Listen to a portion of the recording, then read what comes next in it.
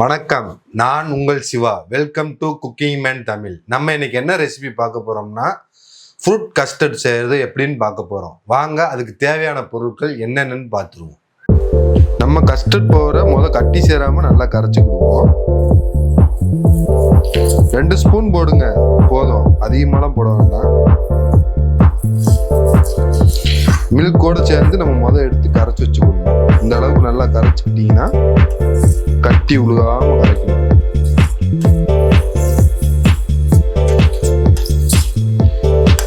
இந்த custard powder நம்ம எதுக்கு சேர்க்கிறோம்னா திக்னஸ் காண்டி சேர்க்கிறோம்.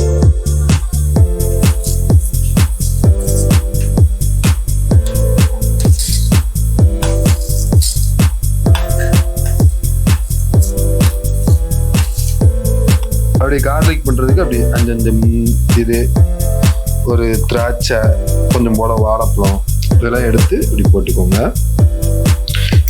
நட்ஸ் இருந்தாலும் சேர்த்துக்கோங்க, நல்லா இருக்கும். பாதாமும் நல்லா ஊற வச்சு சேருங்க, அவ்வளோ அருமையா இருக்கும்.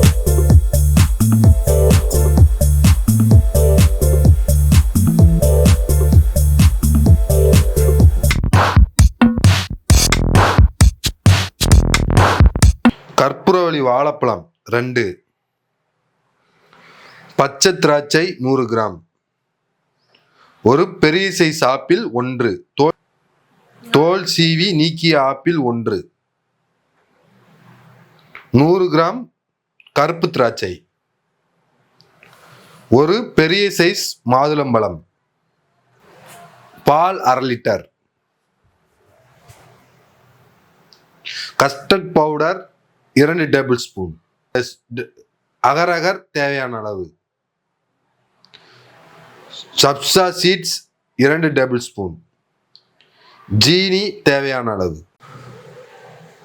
வாங்க, ஃப்ரூட் கஸ்டர்டுக்கு தேவையான அகரகரை நம்ம ஜெல்லி பண்ணி எடுத்துக்கலாம். முதல்ல அடுப்பை பற்ற வச்சுக்கிடுவோம். வாங்க, பாத்திரத்தை வச்சுக்கிடுவோம். ஒரு 250 ml தண்ணி ஊற்றிக்கலாம்.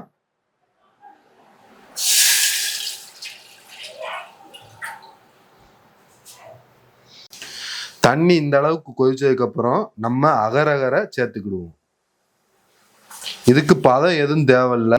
கரைஞ்ச உடனே நம்ம ஃபில்டர் பண்ணி எடுத்துக்கலாம்.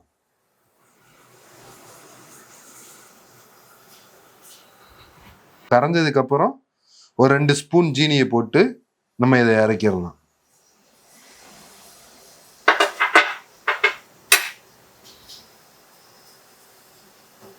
நம்மளுக்கு இந்த அளவுக்கு கொதிச்சு கரைஞ்சதுக்கு அப்புறம் ஒரு 2 டேபிள் ஸ்பூன் 3 டேபிள் ஸ்பூன் நம்ம ஜீனி சேர்த்து கொடுக்கணும்.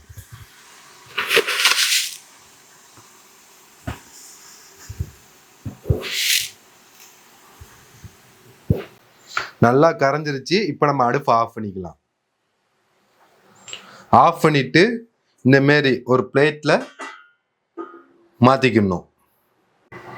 நம்மளுக்கு ஒரு தட்டில் மாற்றினோனையும் ஆவி எல்லாம் அடங்கினதுக்கு அப்புறம், அதாவது சூடு குறைஞ்சதுக்கு அப்புறம் நம்ம ஒரு 10 நிமிஷத்துல இருந்து 1/4 மணி நேரம் ஃப்ரீஜரில் தூக்கி வைங்க. வச்சிட்டிங்கன்னா உங்களுக்கு ஜெல்லி ரெடி ஆயிரும்.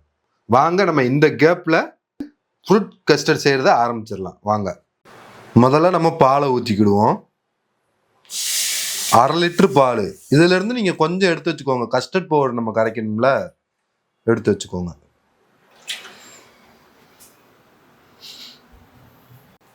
நம்ம கஸ்டர்ட் பவுடரை கட்டி சேராம நல்லா கரைச்சிக்கிடுவோம். 2 ஸ்பூன் போடுங்க போதும், அதிகமாலாம் போட வேண்டாம். மில்கோட சேர்ந்து நம்ம எடுத்து கரைச்சி வச்சுக்கணும். இந்த அளவுக்கு நல்லா கரைச்சிக்கிட்டீங்கன்னா கட்டி உழுகாம கரைக்கணும்.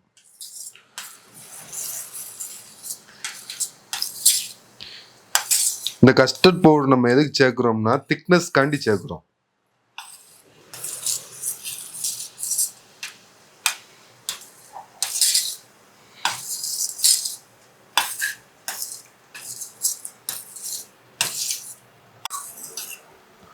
பால் நம்ம ஒரு கொதி வந்ததுக்கு அப்புறம் இந்த கஸ்டர்ட் பவுடரை நம்ம சேர்த்துக்கிடுவோம். இந்த மாரி கட்டி சேராம கரைச்சிக்கணும்.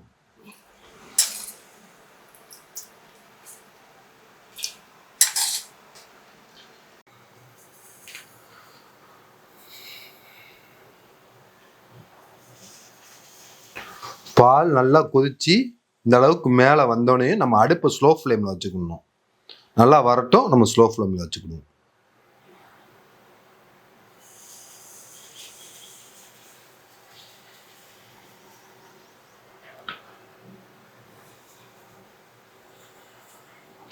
இந்த அளவுக்கு வந்தோடனையும் நம்ம அடுப்பை குறைச்சிட்டு மிக்ஸ் பண்ணி வச்சிருக்கிற பாலும் கஸ்டர்ட் பவுடரையும் பாலோட சேர்த்துக்கிடுவோம். நம்ம சேர்த்ததுக்கு அப்புறம் இந்த மாரி கிண்டிக்கிட்டே இருக்கணும். நம்மளுக்கு அது கட்டி ஆயிருச்சுன்னா உங்களுக்கு நம்ம கிண்டும் போதே தெரியும்.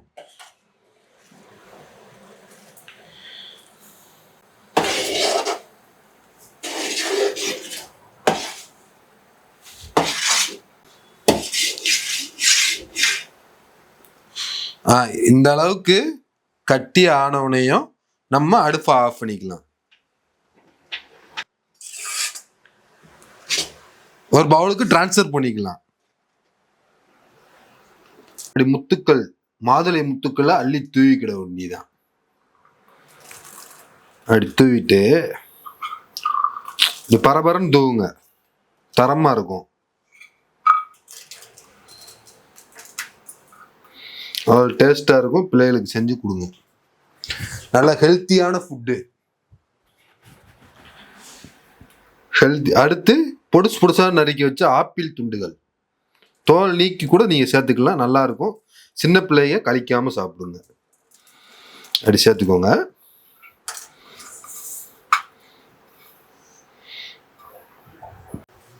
அடுத்து கருப்பு திராட்சை பொடுசா நறுக்கி வச்சு சேர்த்துக்கோங்க. அதாவது இது பூரம் சேர்க்கணும்ல, உங்களுக்கு என்ன பழம் பிடிச்சிருக்கு அதை வாங்கி நீங்க சேர்த்து சாப்பிட்டுக்கலாம். அதுக்கப்புறம் பச்சை திராட்சை, இதை அப்படியே பொடுசா கட் பண்ணி மலை சாரல் ஓலை அடுத்து விட்டுருங்க.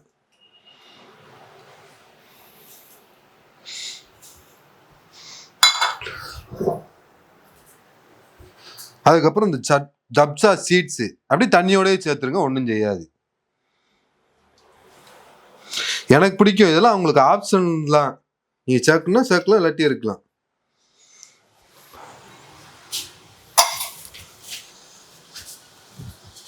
அதற்கு பிறகு கற்பூரவள்ளி வாழைப்பழம் நல்லா அப்படி ரவுண்டா பீஸ் போடுங்க. ரொம்ப பொடிசாலும் இந்த நல்லா இருக்கு எடுத்து சாப்பிட, இந்த மாதிரி போடுங்க.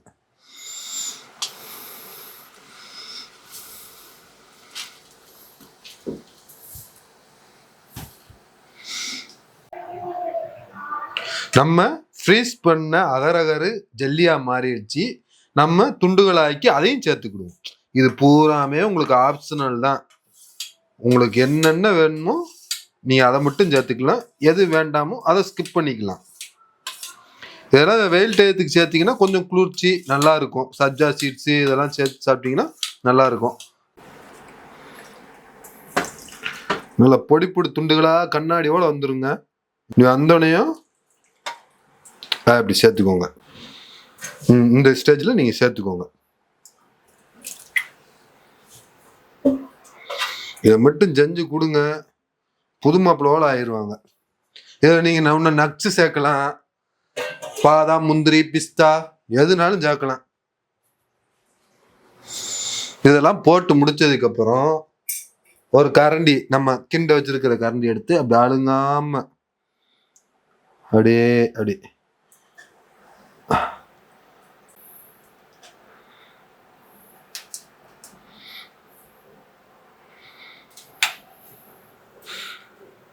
வாழைப்பழம் கற்பூரவள்ளி வாழைப்பழம் சேருங்க, அது கொஞ்சம் இனிப்பாகவும் இருக்கும், பிள்ளைய விரும்பியும் சாப்பிடுவாங்க. பச்சை வாழைப்பழம் ரஸ்தாளி சேர்க்க வேண்டாம், நாட்டு வாழைப்பழம் சேர்த்துக்கோங்க. அது லுக் இருக்காது, ஆனா சாப்பிட்டா நல்லது. ஓகே, இந்த மாரி ஒரு பவுல் எடுத்து நம்ம சர்வ் பண்ணிக்கலாம்.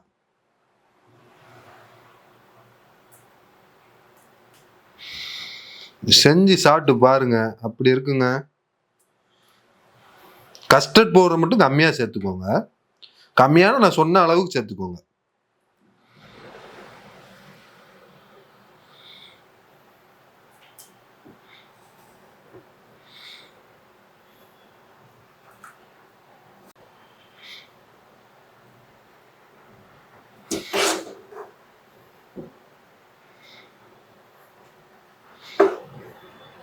அப்படி கார்லிக் பண்றதுக்கு அப்படி 5 இது ஒரு திராட்சை, கொஞ்சம் போல வாழைப்பழம் இதெல்லாம் எடுத்து இப்படி போட்டுக்கோங்க. நட்ஸ் இருந்தாலும் சேர்த்துக்கோங்க, நல்லா இருக்கும். பாதாமும் நல்லா ஊற வச்சு சேருங்க, அவ்வளோ அருமையா இருக்கும்.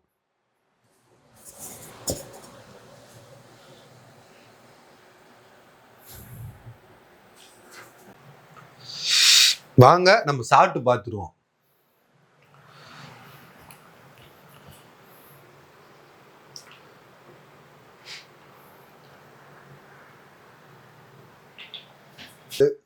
இதை நம்ம குடிக்கும்போது மாதுளம்பழம், திராட்சைப்பழம், வாழைப்பழம், ஜெல்லி,